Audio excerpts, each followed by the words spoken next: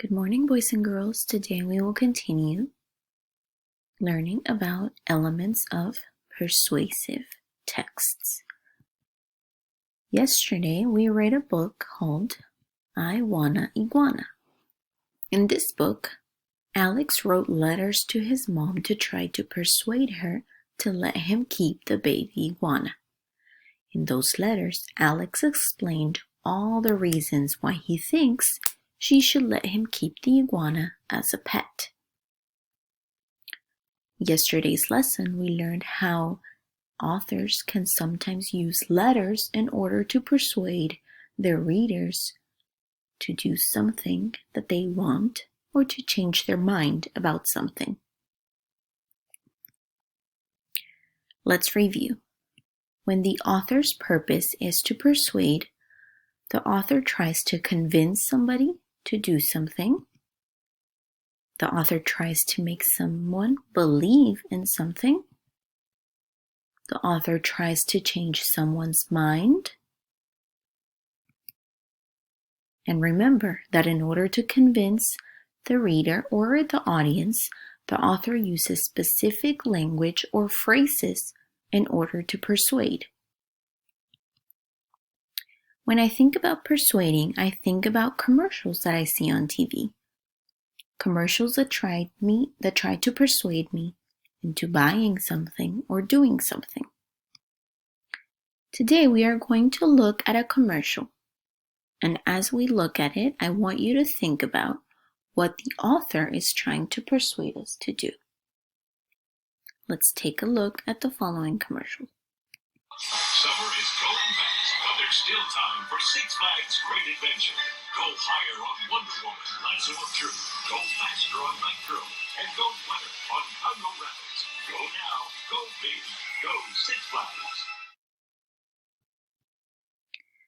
As I look at this video, I think about what the author is trying to persuade me to do. I think that the author is trying to persuade me to go to Six Flags, and he gives me all the reasons why he thinks I should go to Six Flags and why he thinks it's a good idea. Today we will look at advertisements. Advertisements are a different type of persuasive text. They are usually trying to promote or persuade people to buy something. So as we look at the following advertisement, I want you to look at how the author is trying to persuade us to do something.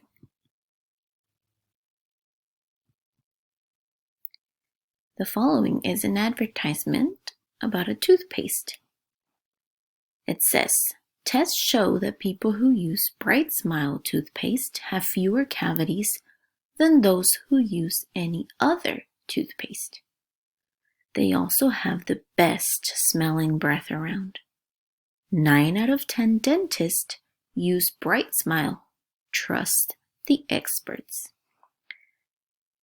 The author also used a picture of a dentist holding the toothpaste in its advertisement. It also has a ribbon with the number 1 and the name of the toothpaste. Now I know that this person right here is probably a dentist because she's wearing a lab coat.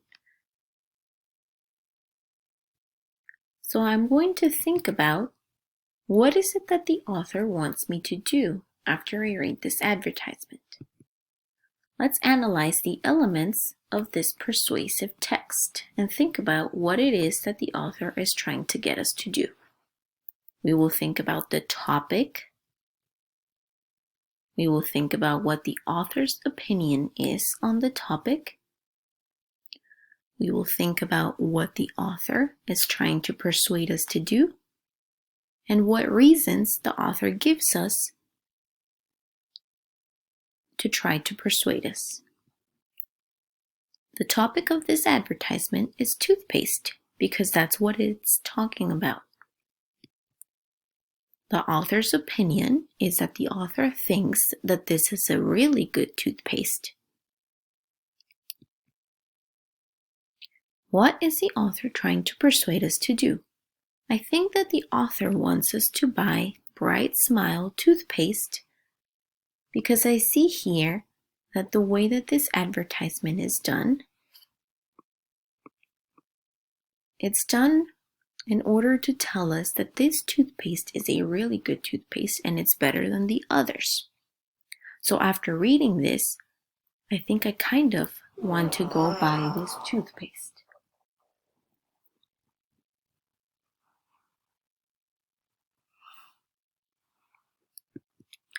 What reasons does the author give to try to persuade us? Some of the reasons that the author gives me to try to persuade me to buy this toothpaste is that people who use this toothpaste have less cavities, and that's a good thing.